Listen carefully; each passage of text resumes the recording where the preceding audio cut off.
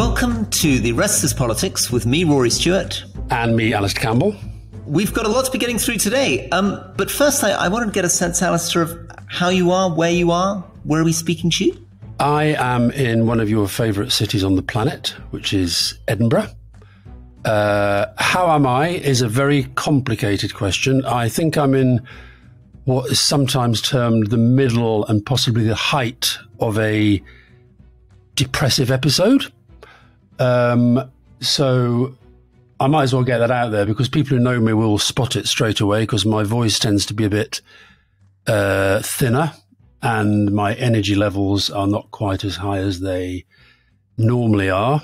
And I feel now that you've described us as close friends in your Guardian article, Rory, I feel that I can be as open and frank with you about that as about everything else. So I'm not very well, is the truth. I'm in a bit of a despond, which, as you know, I get from time to time. And funny enough, it's been building for a while and I know that it's building. But what is interesting is I do think the podcast in its own sort of way was the tipping point. Don't take that badly because I'll tell you why. I did an event at the weekend, a festival that you've been to, Beyond Borders at Traquair House in the Borders.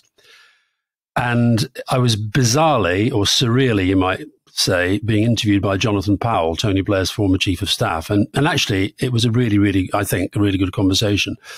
But in the Q&A, I got this question from a young guy. I can't remember his name, but he was a young guy who was talking about our podcast. And there were actually a lot of people talking about the podcast. And he said, it's so obvious what has to happen. You and Rory Stuart, he said, the reason your podcast is doing so well is because you're speaking about politics and two people who are interested in politics in a way that nobody else is. And what it means is you have a responsibility and a duty now to take it to the next step and start a movement and just completely change politics for good kind of thing. And there was quite a lot of applause in the hall. And Jonathan Powell, who obviously knows me very, very well, he said, there you are, you've got your marching orders, get on and do it. And I said, and it's, even as he was saying it, I felt myself just plunging down. And I think it's because I feel this constant conflict between a responsibility to do more, but sometimes just feel I don't know how. And this is what I said to the guy, I want a younger generation to come along. Now, you've had mental health challenges, I know, and lots of people have, but it's never one thing that tips me over. But that was that felt to me when I thought back afterwards, when I was sort of lying awake at night, sort of just catastrophizing, I think that was a tipping point. So anyway, that's a long-winded way of saying I'm in Edinburgh. Oh, I'm very, very sorry to hear you're in a bad state. I mean, I think there's something. I mean, just to broaden this out to the theme of the podcast for a second, I think there is something here which is maybe more common in politics than people acknowledge, which is the weight of expectation that is put on you. One of the reasons I think that my colleagues manifest a lot of pretty eccentric signs. I mean, sometimes, very, very serious mental health issues. I've had colleagues that have had breakdowns in Parliament, colleagues who've tried to kill themselves. And I think one of the reasons is there is an odd thing with members of Parliament particularly, but I think you're touching on this too, of the gap between the expectation that the public puts on you, maybe the expectation of your role, and the reality of who you are and what you can actually achieve. So if I bring it sort of off the general to the personal, one of the things that I didn't like about going back to London from Jordan shortly after the podcast launched was the number of people coming up to me in the streets very kindly, very, very positively, but saying, Rory, you've got to come back and save us. You've got to become Prime Minister. And often these were people who I would feel a lot of respect for. I was stopped by an older Nigerian man who was the deputy head teacher, stopped me in Heathrow Airport and said, you need to come back and be Prime Minister. And then a priest on the Gloucester Road, I was walking down the Gloucester Road, he listens to the program, so he'll probably know who he is, came clattering up on his bicycle behind me in a dog collar and said, so I turned around astonished and said, and he said to me, you need to come back and save the country. And instead of this making me feel happy, of course, what it did, I think a little bit like what you're describing, or maybe you're describing something different, I'd be interested. But with me, at least, it made me feel very, very bad because I thought, goodness gracious, they're setting me up as some great savior. And actually, I'm not really up to this weight of expectation. And I don't want to do this. I found politics extremely unpleasant. And I wanted to get to the stage of being able to say cheerfully, why don't you do it if it's such a great idea?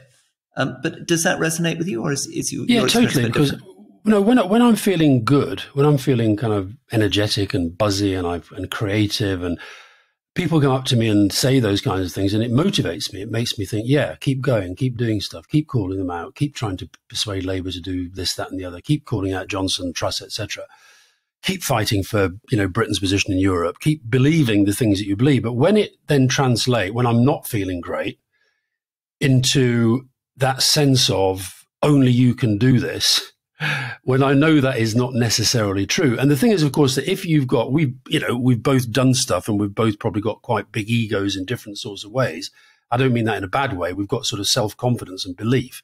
When you've got that belief, you really do think you can change the world. And when I'm positive and up, I really do feel I can change the world for the better. When I'm not, and somebody says something like that in front of an audience which clearly believes it as well, and of course they see things very simple. That guy comes up to you and says, you should come back and be Prime Minister. David Miliband gets the same, by the way. Every time he comes back to London, I've been with him. People come back and say, oh, you should have been leader of the Labour Party. You should come back and be Prime Minister. And then the question then is, well, how? How does Rory Stuart become Prime Minister? How does David Miliband become Prime Minister? How do I set up a new political movement and sweep away the Tories and Labour and all the rest of it, even if I wanted to do that? And the how is what becomes then overwhelming. So I find myself saying to this is what I said to this audience in Scotland. I said, look, the reason I'm writing this book, urging more young people to get involved in politics, is because I think our generation's got to move on and we've got to get a new generation. That may be a cop-out.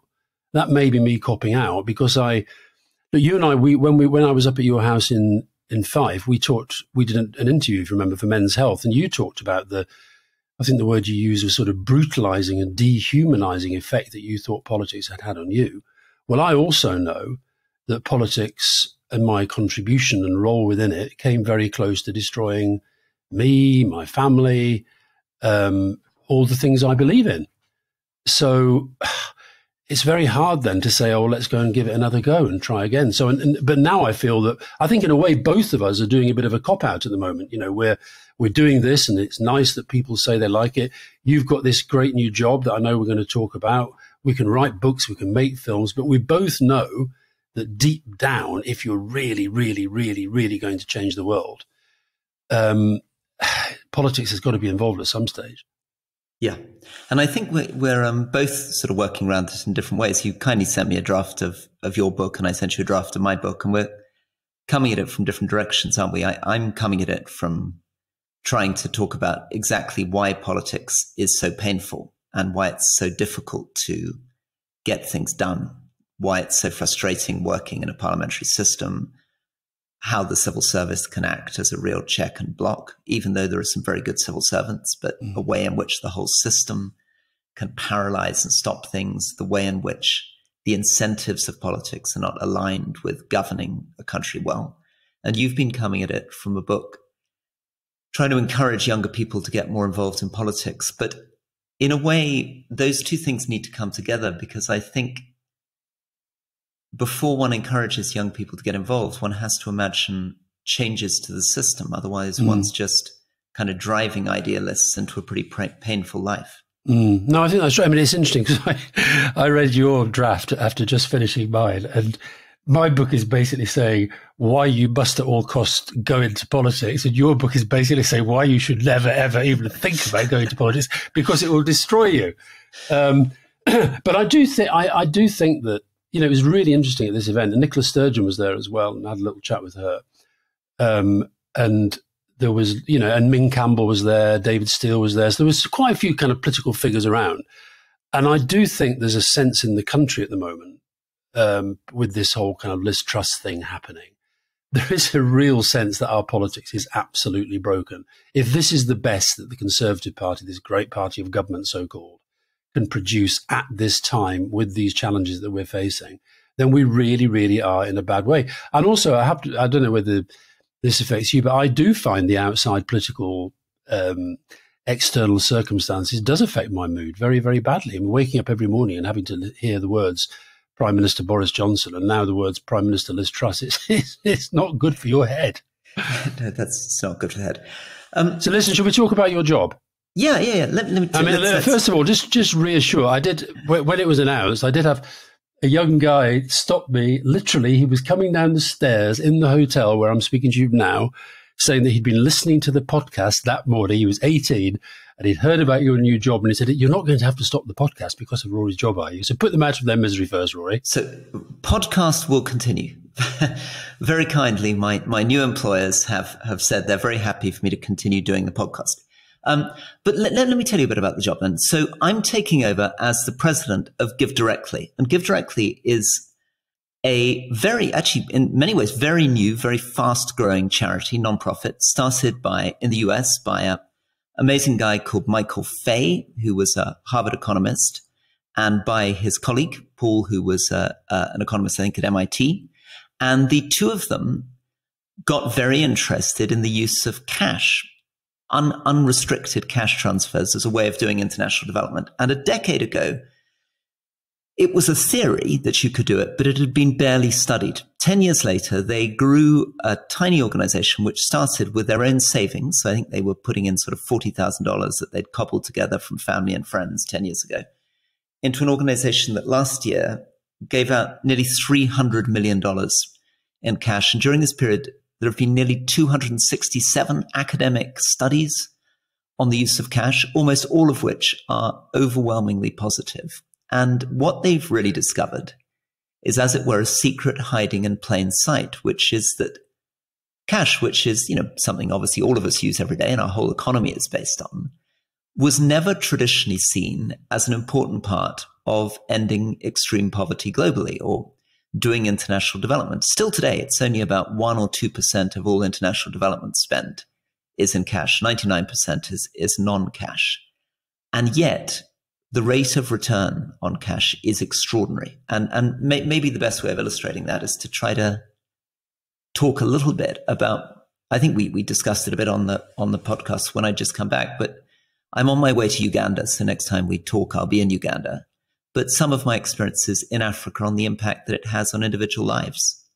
Two questions, really. The first is, when I read from your current former, you're now his boss or he's your partner, whatever, but I read something he said where when you were at DFID, you were very skeptical about this. And actually one of the questions we got was for you to describe your journey from skeptic to absolute passionate believer in this. But the second thing is, when you're talking about giving presumably quite relative small sums of money to people, how do you then track, or can you track and can you monitor and put into sort of usable data the effectiveness? How do you actually measure that once you've started to give the money out?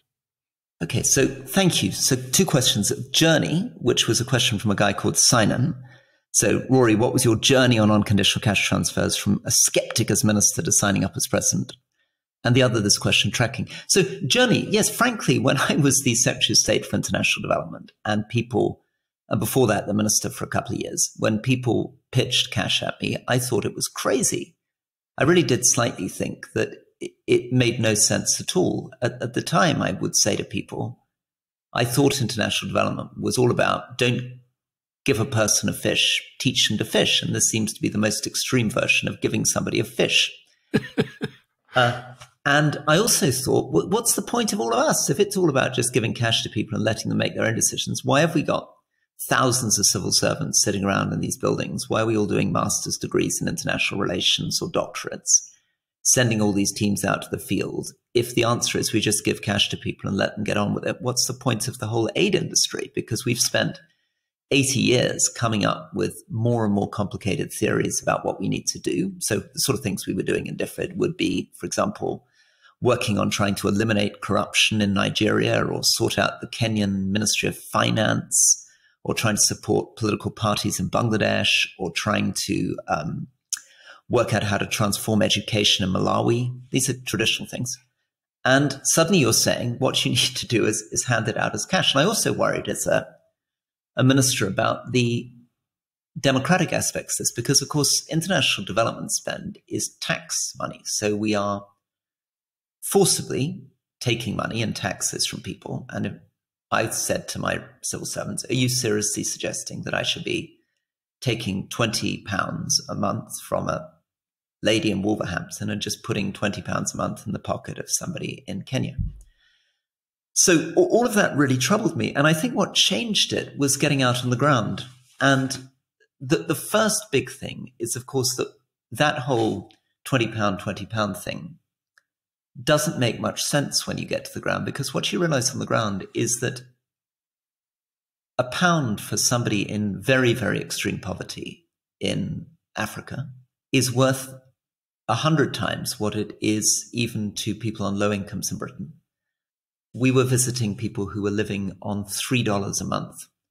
And that's $3 a month adjusted for purchasing power parity. So that means that these are people who are looking after, in the case of one lady, looking after 3 grandchildren on that money.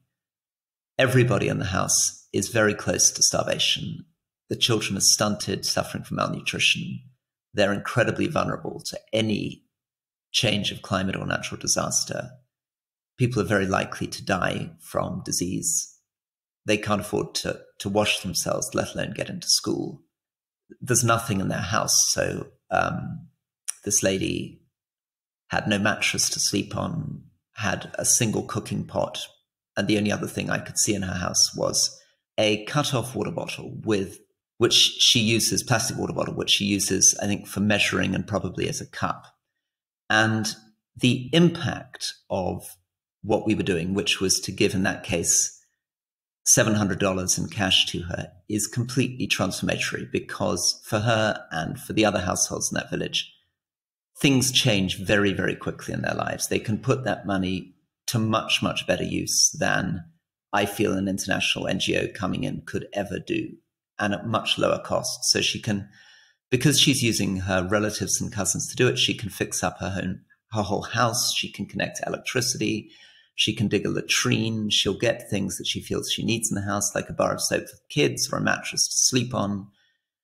She'll get a cow, which will provide calcium and milk for the children. The children will get back into school. Now, all of this stuff is happening for $700. And it's difficult to put a number on it, but a traditional nonprofit brought into a village and asked to do all those things from her, I'm afraid the cost would be 10, 15 times as much by the time you've had engineers surveying the houses, people doing needs assessments, and probably still they wouldn't be providing exactly what she wanted. So the cash it's about dignity, and it's about giving her the freedom to make the choices that she wants.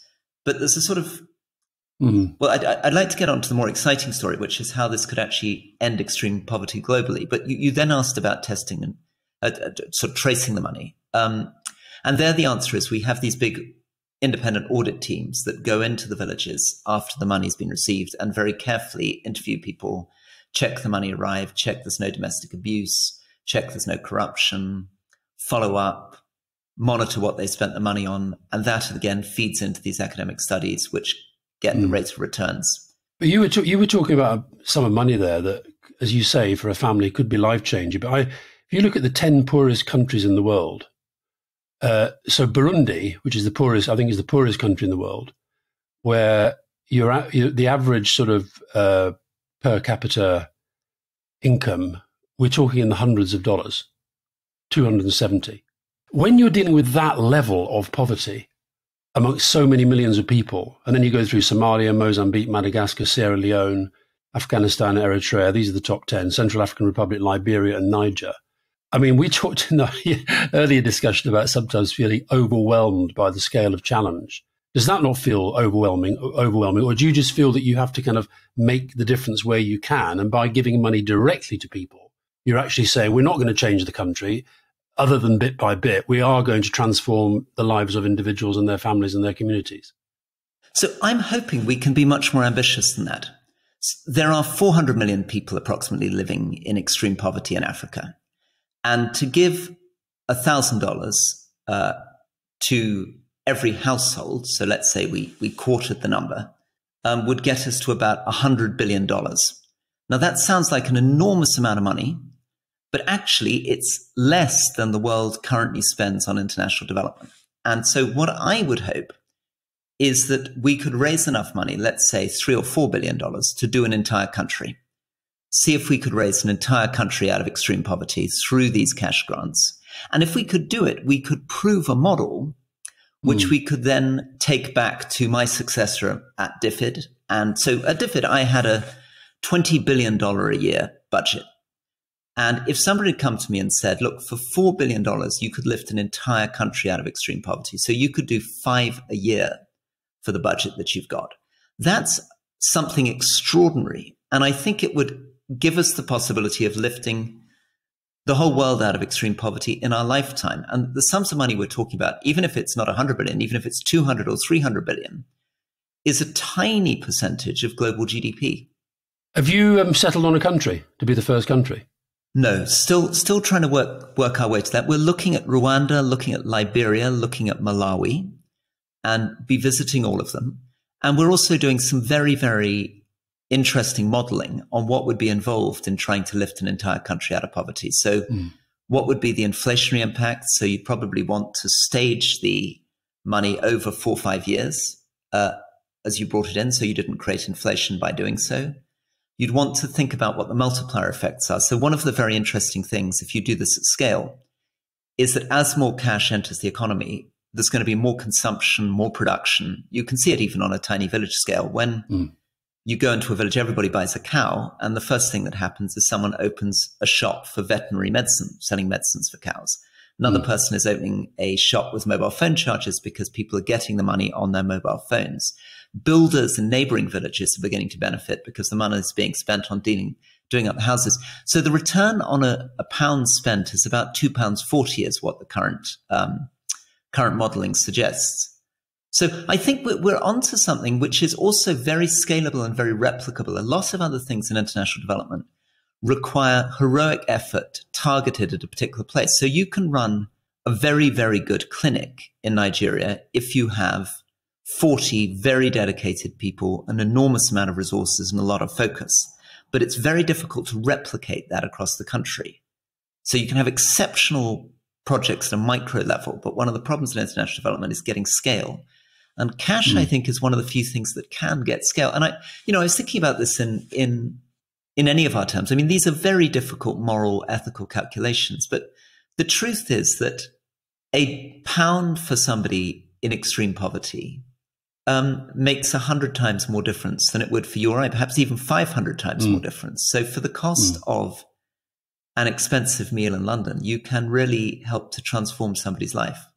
That's part of the insight here. And I think I feel this because I've been giving money to Give Directly over the last few months. And it's good, I feel, to have a nonprofit where I'm confident what's happening to the money. I mean, many other nonprofits will say, buy a goat for Christmas. But of course, you're not really buying a goat. It's buying the equivalent of a goat. You don't really know what happens to the money. Here, the technology actually links you to an individual. So there's a lady in Kenya who the field teams talk to every month, and I'm getting an update every month on how the money's being spent. So it's a much more direct sense of where the money's going.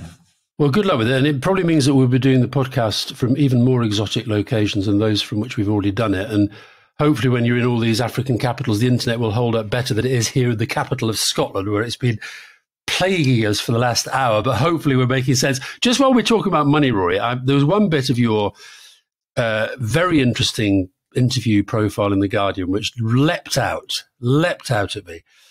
Stuart has defended his voting record by pointing out that MPs have to vote with their parties to retain the whip, which can sometimes mean voting in support of measures they do not agree with. And we've talked about that before.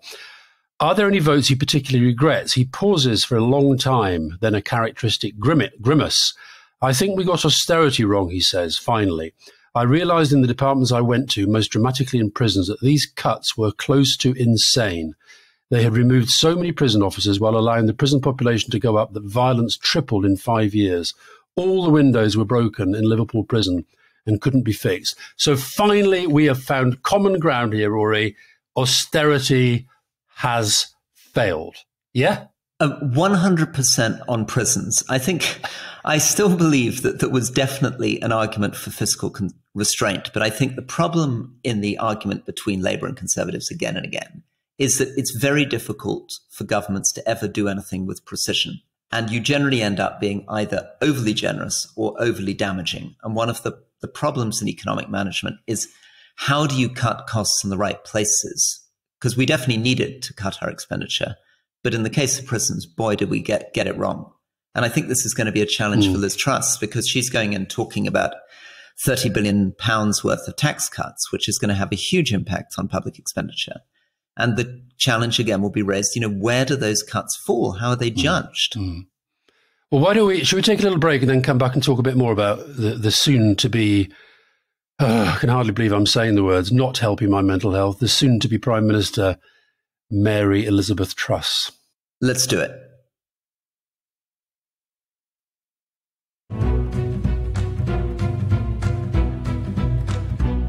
Welcome back to The Rest Is Politics with me, Alastair Campbell. And me, Rory Stuart. And after my story last week about wandering around Blackpool to find a McDonald's with Bill Clinton and Rory's highly interesting anecdote about Kevin Spacey, on which we'll draw the veil, people have been buying loads and loads of tickets to our upcoming live show in Blackpool at the Winter Gardens, Saturday, 8th of October. I checked this morning. I think the downstairs bit is just about full, and we're now ploughing through the bit at the back, and then because we're very, very keen to get as many people there as possible. So if you do want to get involved, just search Rest Is Politics Blackpool. It'll be a wonderful evening at a fabulous venue, so do come along. And Rory, I must share with you some criticism from Stephen Munro from the Corran Ferry, who took you to task for describing Blackpool as the North. He says Blackpool is nearer to Land's End than it is to Jodder Groat. So you mean the north of England, okay? And back to the question of being overwhelmed, when you see the pictures of the flooding in Pakistan and you see the news that a third of the country is now essentially, I mean, how do you even begin to react to that? And secondly, is it just me that has felt there's been precious little coverage, really, when you consider the scale of what's happening? It's almost now as if we have started to see distant parts as parts of the world that don't really matter to us anymore. Yeah, it's true. And one of the interesting things, I was doing a number of interviews on Monday around Give Directly, Today programme and others. And every interview, Today, BBC Television, Sky, one of their first questions was always, yes, but we've now got a lot of problems at home with the cost of living crisis. How can we expect people to continue to support charities abroad? So I think there is a sense, as things become more difficult at home in Britain, people's appetite for hearing about disasters elsewhere diminishes. And I think there's also something a bit overwhelming about it. As you say, on the one hand, I really believe we can and we will end extreme poverty in our lifetimes. That's something that we can do. Got to say there, Rory, you sounded just like Gordon Brown there in terms of the passion and the intonation, not the accent, but, so that's good. We can and we will. Very good. However, you're right. It's very overwhelming because of climate change. We're likely to end up with more poor people, not fewer, right? And that will mean that, for example, the World Bank is predicting there will be 130 million more people in poverty because of climate change. And Pakistan is an example of how this is happening. Something like 220,000 homes, at least, maybe even 400,000 homes in Baluchistan and Sindh have been wiped out by this flooding in Pakistan. So people who were very, very poor, Baluchistan, which is much of it is desert, right there, nestled between Afghanistan and Iran, right out on the west of Pakistan, is a very poor part of the country. And when very poor people lose everything, as you can imagine, they are in an incredibly difficult state. You lose all your possessions, you lose your house. How on earth do you start again? One of the things that's happened is they estimate 1 million cows were lost in this. And as we were explaining just before the break, livestock is completely central. Livestock is what gives you manure for your fields, milk for your children. And without livestock, it's very difficult to survive. So as you say, it's there is a sense sometimes that we sort of take 2 steps forward and 1 step back. I thought it was interesting, for example, that as the Pakistan government were talking about the level of damage being in the 10 billion plus, and I think I'm right in saying the UK government announced 1.5 million in flood relief, which you must know from your time at DEFRA is, I mean, you're talking next to nothing. And I just, maybe we should sort of pivot here to the whole Tory leadership. I do think there's been something incredibly depressing about the extent to which it's been so inward looking, next to nothing on foreign policy, next to nothing on how does Britain genuinely become a leading player in the world post-Brexit, next to nothing realistic about how we actually fix the problems that Brexit has created, not least Northern Ireland. And yet all these kind of, honestly, from both of them really, sort of largely populist slogans and messages. And I think very interesting today, we're talking on Tuesday morning where I see that Liz Truss has pulled out of being interviewed by Nick Robinson. Now, I am one of those people who thinks that the media talks too much about the media, but I do think this is quite important because it's basically indicating that Liz Truss is going to carry on communicating as Boris Johnson did, which is basically to avoid as much scrutiny as possible, to use taxpayers' money to make their own content, have official photographers, official videographers, avoid the really difficult interviews, the ones that ask proper questions and really know what they're talking about. And I think the media really has. The media, to me, was a big part of why Johnson survived longer than he should have done, because they treated an abnormal rogue prime minister as though he was utterly normal. And I think if Liz Truss is going to play the same games, then the media has got to stop playing their game, stop using the pooled footage, stop using the official photography, and say, unless you're going to put yourself up for proper scrutiny, we're not going to play that game anymore. Alastair, on that, is it true that with you and Tony Blair that you never ducked interviews, that you always did tough stuff, or were you sometimes tempted to say, nah, come on, we don't need to do Andrew Neil, or we don't want to be abused by Jeremy Paxman, why don't we just duck that one? No, we actually, in the run up to the Iraq War, for example, we had something called the masochism strategy. We basically said our strategy was going to be to put Tony Blair in front of people who we knew disagreed with him, including the public. So we once trooped over to the Foreign Office where I think it was Trevor McDonald of ITV, and I'd gone to ITV and said, look, get a load of people together. In fact, no, let's narrow it down. Get women who are completely opposed to the Iraq War, and build an audience, and we'll bring Tony Blair in, and he'll take any question. He'll take them until he's sort of, they're all exhausted. And of course, we did this. I'll never forget. As we walked out, Tony just turned to me and said, "Are you sure this masochism strategy is very wise?" Because, of course, it was brutal, But I think the good politicians and the strong politicians, I think they welcome scrutiny and argument. And I think one of the reasons people are turning off politics, there are lots of reasons at the moment. I think one of them is that they don't see them being tested in the way that they want to see them being tested. So they turn away from what they recognize is almost like PR guff. I'd be very interested to know, for example, what the ratings have been for the live coverage of these hustings. I bet you they've gone down and down and down and down. I could be wrong about that. No, they must have done. And of course, even for political geeks like you and I'm not sure that we made it through every single hustings. Oh, no, I gave up after the first two, because once you start, the other thing that I find really irritating about the way these, look, I'm the message discipline guy. I think you've got to be very disciplined about message. But that doesn't mean literally telling the same story with the same words in the same way, and in Liz Truss's case with the same new hand gestures. It means communicating to the public in a way that you sound like a human being. And I read a very interesting piece by one of the journalists the poor guy has actually apparently been to every single hustings, and apparently now stands at the back of the room sort of buttering the words as Truss and Sunak are saying them, because he knows what the stories are. And yet again, this has been lifted from American politics, hasn't it? I mean, this has been true of US politics since the 30s. There's some fantastically funny reporting of American political campaigns in the 40s and 50s, watching Adlai Stevenson step off yet another train, giving the same speech he's given 10 times that day, again and again. Yeah. I find it when if I'm doing the rounds, like if you've got a book out or something like that, and you're doing lots and lots of events and lots of interviews and so forth, I find it quite hard literally to say the same thing again and again and again, because in my head I'm going, you are no longer speaking like a human being, you're speaking like a machine.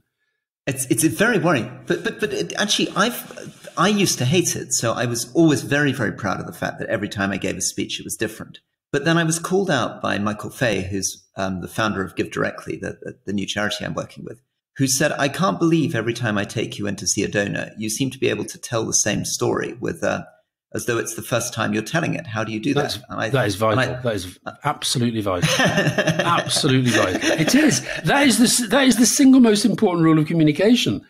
Say the same thing, but saying the same thing doesn't mean using the same words every time. It means saying the same thing, making the same big point. Listen, talking of saying things, I think one of Truss's many weaknesses, which I think will lead to, unless she changes pretty rapidly, will lead to her being found out in all sorts of ways, is the ease with which people seem to lead her into saying things. So, for example, at one of the hustings, when she was asked, President Macron, friend or foe? I mean, and she said the jury's out. I mean, and she got a nice little round of applause from the golf club boards. But honestly, Rory, how can you be? She's the foreign secretary. We are going to have decent relations with France. And I don't know if you saw Macron's put down. It was apps. I did a little tweet on it. It just said, Truss meet class. Because he just was so kind of effortlessly. Go on, remind us what he said. What was the tone? Well, the tone of it was a kind of, he did a little sigh, a little shrug of the shoulder. And then he said, look, Britain is a great country and France is going to be a good partner of Britain, sometimes because of their leaders and sometimes despite them. And I just thought that was a wonderful kind of put down. But, that is, can you imagine what the guys in the Foreign Office were thinking and saying to each other when she said that? Macron, friend and foe, the jury is out. Although the French, I mean, I agree. That was an outrageous thing to say and it was the wrong thing to say. But the French can be quite cheeky, can't they? I mean, there've been a number of times when the French foreign minister has said some pretty disobliging things about Britain and has got pretty cross with us. Yeah, but you're talking here about somebody who's about to become the prime minister, basically insulting the French president. And of course, I mentioned bumping into Nicola Sturgeon the other day. We were talking about, Truss did the same to her. What's your strategy going to be for Nicola Sturgeon? I'm going to ignore her. You can't ignore the elected First Minister of Scotland. That person becomes an important partnership if you are serious about being the Prime Minister of the United Kingdom. And I think that this habit she's going to get into, this is probably why she's avoiding these interviews, because her people know that, Nick Robinson's quite a clever interviewer. He would work out, she'll fall into that one and hey, here we go. We're, trending top of the news again. And of course, it was the same with Boris Johnson, wasn't it? It's the sense that that you can see their media handlers saying there's only downside here. She's currently leading by such a huge margin in the polls. They'll be saying to her, why take the risk? And we'll take a little bit of damage of, Rory and Alastair grumbling that you didn't do the interview. But that's not going to cost you the premiership. I think in the remaining days of this contest, we should renew our invitation to Rishi Sunak to come on at any point. We'd be very happy to have them on. I think she should jump at it. It would definitely be a safe, friendly environment in which she can guarantee nothing can possibly go wrong. Now, on the cost of living crisis. So first thing, I think people are obviously talking about this all the time, but some of the figures are incredibly stark. This will be the worst fall in living standards for 60 years. The energy cap going up to £3,549 for the average bill this autumn, and potentially £5,000 in January. And I think you've been talking to head teachers and people about the impact. Tell us a bit about the conversations you had about what the impacts could be on schools. Well, I think you're right about the scale of this. And I thought it was extraordinary that on the day that the new energy cap, which was pretty eye-watering, was announced, that neither Truss nor Sunak, nor indeed any representative of the government, put themselves up for questioning about it. Absolutely extraordinary. So you've got millions of families and who are genuinely worried. And of course, I understand why the media, most of the focus has been on families and the fact that so many children are going to be plunged into poverty by this and people are really, really going to struggle. But we shouldn't underestimate the impact of this on right across the public and private sector. You're going to have businesses that are going to go to the wall. It's already starting because they can't afford to essentially pay their energy bills. And, we were talking to a head teacher who was saying they are now already having to make calculations about other things that may need to be cut, including even cutting into the school week, on account of the fact that their energy bills are going to soar and they're going to have to come out of the same budgets they've already got, which are already very, very, very tight. So whether you're talking about schools, about hospitals, about the armed forces, right across the public sector. And that is going to require a response of real depth and breadth and creativity and imagination. I mean, I don't want to overstate it, but it does kind of make me feel that just to, if we talked about the way that Gordon Brown responded in the global financial crisis 2008-9, at some stage, as this is happening all around the world, although I would point out we are the only country now of the major economies with double-digit inflation. We're right out there on the inflationary spiral. So it's going to require something way, way bigger than Liz Truss or Rishi Sunak have even remotely spelled out. This idea they keep trotting out, 5% cut in VAT. We're talking about something happening now to millions and millions of families, many of whom are genuinely scared about what's going to be coming through the winter. And this is why the leadership election has been so depressing, because there's been nothing to match the scale of the challenge that's happening right now. And if we think about it, so let's imagine that the average household is going to have to get £1,000, even £2,000 worth of support per household. We're talking about an enormous amount of money that the Exchequer is going to have to find to match that. At the same time, we've got Liz Truss announcing £30 billion worth of tax cuts, including cuts to corporation tax, which seems a very, very foolish time to be cutting corporation tax. Now, the reason why, of course, she's tempted to do it is that business investment has been very poor since 2016. And of course, we know why What happened in 2016? I'm trying to remember. Was there anything on June the 23rd that happened in 2016? I can't remember. So as you say, clearly Brexit is part of the answer on it. But it's also clear that one of the paradoxes is that windfall taxes, I think, are almost inevitable now on the energy companies. But at the same time, of course, in the long run, all the governments will want to argue that you need a predictable taxation regime in order to encourage people to invest. So you've got to find a way of reassuring the markets in general that this is because of very, very exceptional circumstances and the government isn't going to get into the habit of windfall taxes. Labour's proposed what seems to be a freeze on energy bills, which I think is simple, will be very comprehensible to people. But there are a couple of problems with it. One of them is that it's unlikely to be very well targeted. So you could end up in a situation in which wealthier people are also getting a lot of help with their energy bills.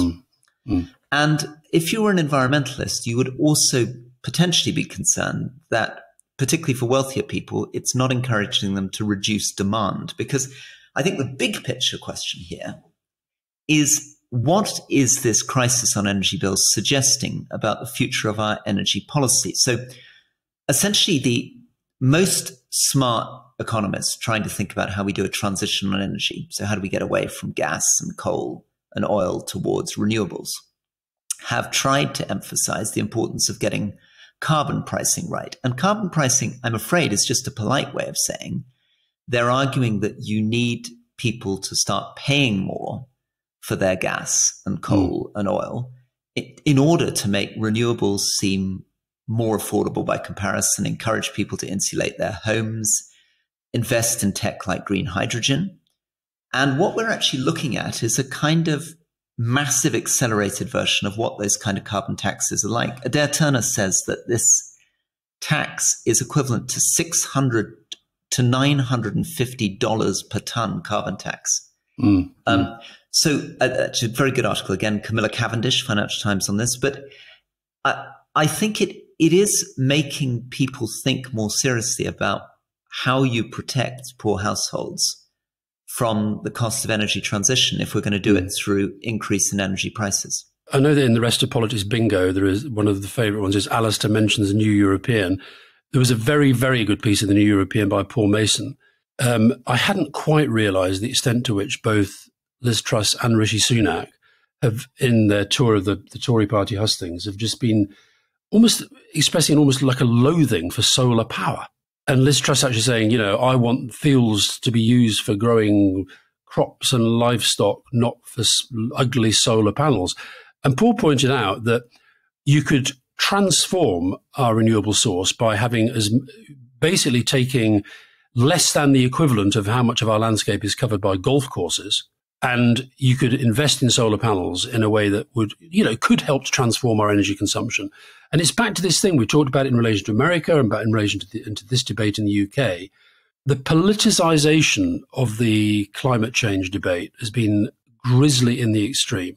And I think it has really infected the Tory party in a way that I never thought it would. I thought they would have more sense and more reason. I was actually pleased to see that solar, the investment in solar and the buying of solar panels has been actually a bit of a boom. And long may that continue. But that has been despite rather than because of any political leadership. We're also suffering in the UK through our very, very high reliance on gas at the moment. We did a dash for gas, and there were good reasons for that. Gas is much better than coal in terms of its emission. It's much cleaner than coal in terms of its emission. But we're nearly 40%, I think, of our energy comes from gas at the moment. So we're more exposed than most European countries. Much more of our heating comes from gas. And gas is now at 10 times the level it was of its average level for the last decade. And a lot, I think, is now going to depend on winter temperatures. Lots going to depend on Chinese demand. I mean, we're being helped a little bit at the moment that the Chinese economy is in trouble. So there hasn't been the demand on energy from China that there normally is year on year, and that you get when China's growing at 8% a year. I think the downsides, however, of a shrinking Chinese economy are also pretty dramatic large. too. Pretty dramatic.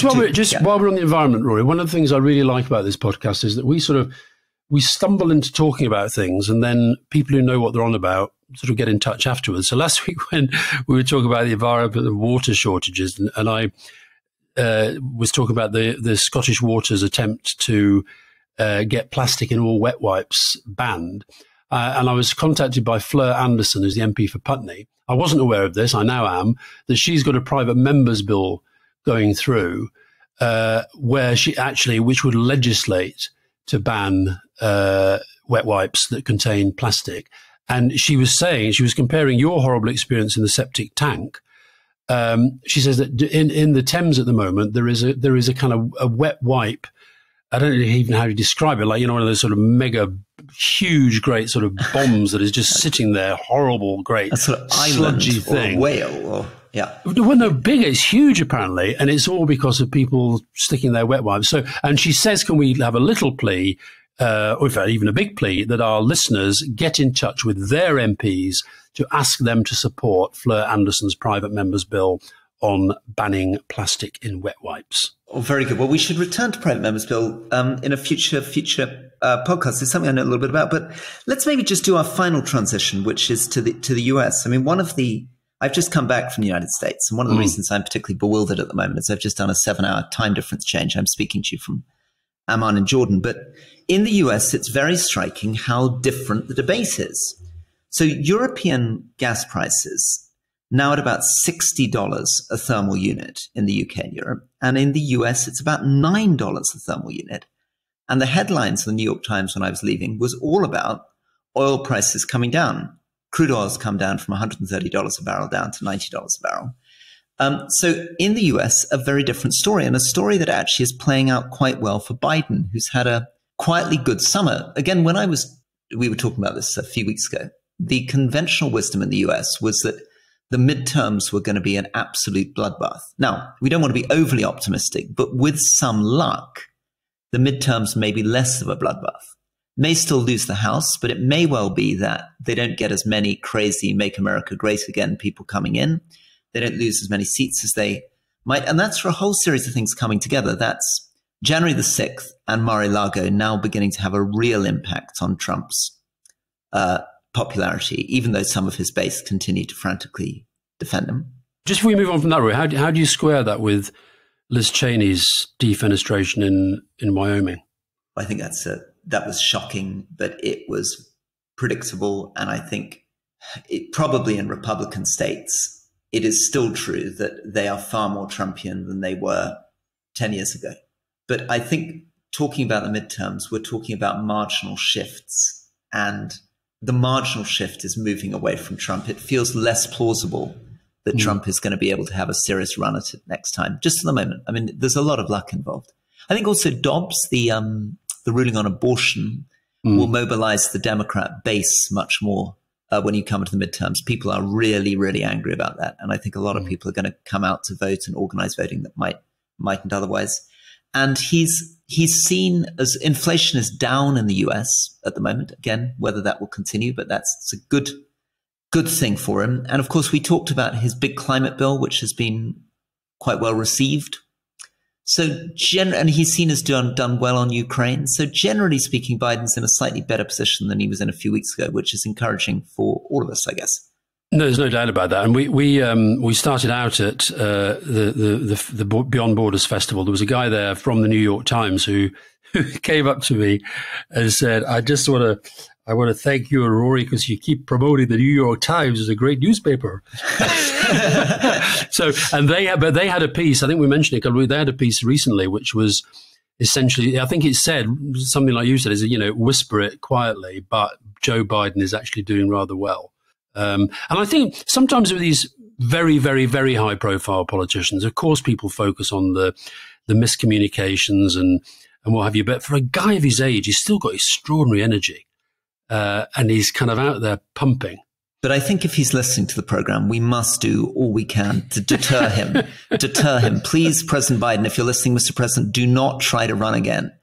This is catastrophic. This is not going to be good for the Democratic Party. But make sure you find somebody very, very, very good and help them.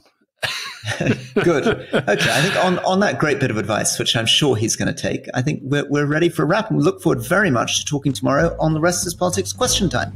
Lovely to talk to you as ever, Rory. Thank you. Bye-bye.